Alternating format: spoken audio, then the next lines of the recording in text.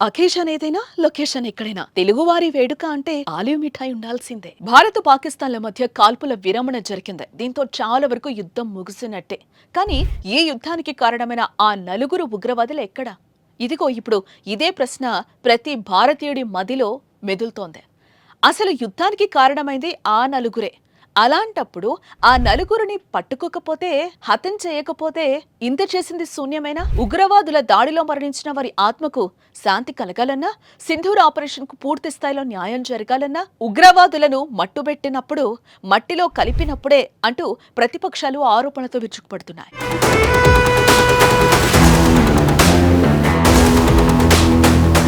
జమ్మూ కాశ్మీర్లోని పహల్గాం ఉగ్రదాడి తర్వాత ఉగ్రవాదంపై భారత్ కన్నెర చేసింది. దెబ్బకు దెబ్బ, బుల్లెట్ కు బుల్లెట్, రక్తాన్ని రక్తం అనేలా ఆపరేషన్ సింధూర్ పేరుతో ఉగ్రవాదాన్ని ఏరివేసింది భారత ఆర్మీ. భారత ఆర్మీ దెబ్బకు 100 మందికి పైగా ఉగ్రవాదులు హతమయ్యారు. వేలాది ఉగ్ర స్థావరాలు కుప్పకూలిపోయాయి. కానీ అసలు నిందితులు ఎక్కడా అనేది ఇప్పటికే ప్రశ్నార్థకంగానే ఉంది. రెండు దేశాల మధ్య మారణహోమం సృష్టించటానికి, వందలాది మంది చనిపోవడానికి పరోక్షంగా ఆ నలుగురు ఉగ్రవాదులే కారణం. ఈ యుద్ధం కూడా వారిని మట్టుబెట్టడానికి మొదలుపెట్టారు. కానీ ఇంతవరకు ఆ నలుగురు ఉగ్రవాదులు ఎక్కడున్నారు అనేది జాడలేదు.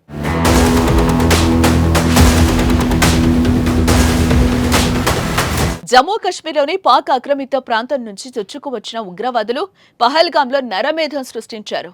అమాయకపు టూరిస్టుల గుండెల్లో తూటాలు దించారు.